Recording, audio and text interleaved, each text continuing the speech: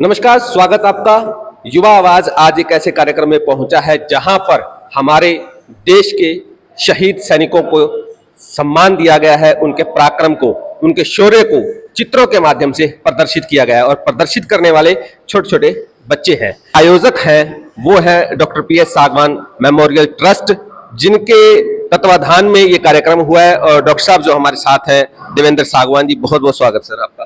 धन्यवाद। ये पराक्रम का विचार हमारे राजेंद्र भट्ट जी हैं, ये ड्राइंग के टीचर हैं। तो इन्होंने बच्चों के साथ में जैसे डिस्कस किया कि जो आज का माहौल चल रहा है, जहाँ का आतंकवाद है, हमारे सेना का जो कार्रवाई की है, जो उनका योगदान है, उसके बारे में अपने विचार करें, अपने कला के कला के माध्यम से उनको सबके सामने पेश करें। तो इन्होंने ये विचार करके और फिर उसके बाद में हमारे योगेश शर्मा जी हैं, ये हमारे PS सागवान मेमोरियल ट्रस्ट के सीनियर मेंबर हैं, इनके साथ में बात की। तो फिर उसके बाद में हमारी ट्रस्ट को बहुत अच्छा विचार लगा, तो हमने यहाँ पे प्रदर्शनी लगाई। योगेश शर्मा जी का नाम लिया और योगेश शर्मा जी इस कार्यक्रम की कह सकते हैं सोच को जन्म देने वाले और सोच को आगे बढ़ाने वाले शर्मा जी। ये बताइए, ऐसे कामों में आप हमेशा आगे रहते हैं, क्या मिलता क्या है आपको? सुकून। देखिए, अलग अलग संस्थाएं हैं, मैंने जैसा कि मंच से भी कहा, जो ये संस्था है डॉक्टर PS सागवान मेमोरियल ट्रस्ट, हमारा मोटिव ही है। मोटिव ये है कि आने वाला जो भविष्य हमारा उसको बचाया जाए, उसका केंद्र बिंदु ये बच्चे हैं। बच्चों की सोच को हम रचनात्मकता की तरफ अगर ले जा पाए तभी बच सकते हैं। और भट्ट साहब से जब मेल खाई सोच, अब सोच से सोच मिलेगी तो रही बात। ऐसे कार्यक्रम आएंगे। हाँ बिल्कुल, ऐसे कार्यक्रम आएंगे और मिलना, देखो वो एक खून में होता है। डॉक्टर साहब खड़े हैं, अब PS सागवान जी उस परिवेश में, हमारे डॉक्टर साहब अगर पले बड़े हैं तो उनके दिमाग में नेचुरल सी बात है कि वही सोच आएगी।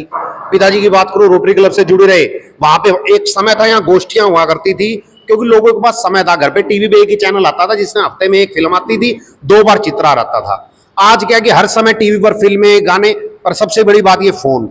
समय नहीं है किसी। उस समय समय होता था तो रोटरी क्लब के माध्यम से गोष्ठियां करवाई जाती थी। बचपन से जब वो चीजें, वो विचार लेकर अगर जन्म हुआ है और वो पले बड़े हैं तो सोच तो वही रहेगी।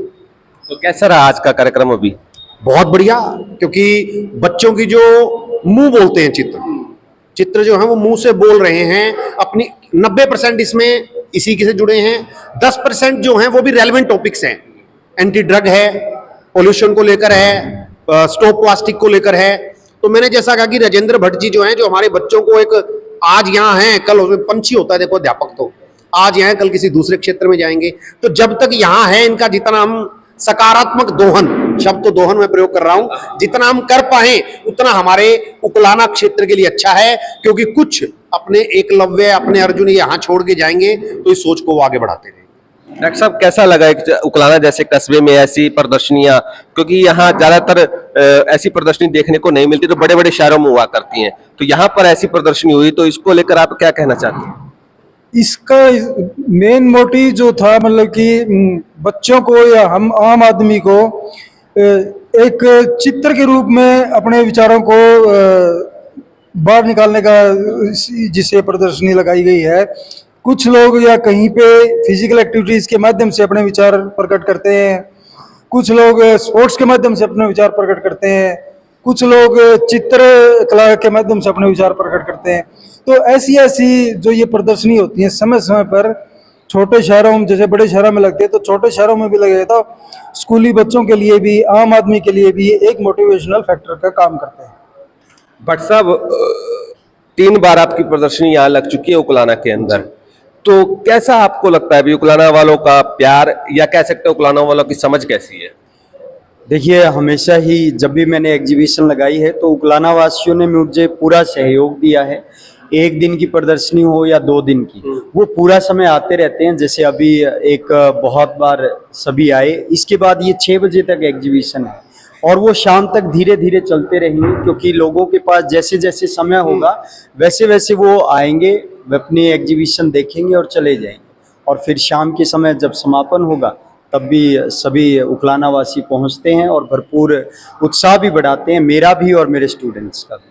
तो इसके लिए तो वास्तव में उकलाना वासियों के लिए मैं आभार व्यक्त करता हूँ। आज इस कार्यक्रम में मुख्य अतिथि के तौर पर पहुंचे थे विधायक नरेश सेलवाल जी, और उन्होंने भी इस प्रदर्शनी की प्रशंसा की और जो भी यहाँ पर मौजूद थे सदस्य उनका धन्यवाद भी किया। सोने पे सुहागा हमने कई बार सुना होगा, अगर हम यहाँ बात करें इस परिप्रेक्ष्य में या इस प्रदर्शनी के बारे में बात करें, सोना हमारे पास है राजेंद्र भट्ट जी के रूप में और सुहागा जो है हमारे योगेश शर्मा जी है, जिन्होंने 4 चांद लगा दिए हैं। और हम आगे भी यही उम्मीद रखते हैं इस पूरे ग्रुप से, इस पूरे संस्था से भी वो ऐसे कार्यक्रम लेके आए जिससे लोगों के अंदर एक जुड़ाव या लोगों की जो सोच है वो अपग्रेड हो, ऊपर जाए नीचे ना जाए। बहुत बहुत धन्यवाद।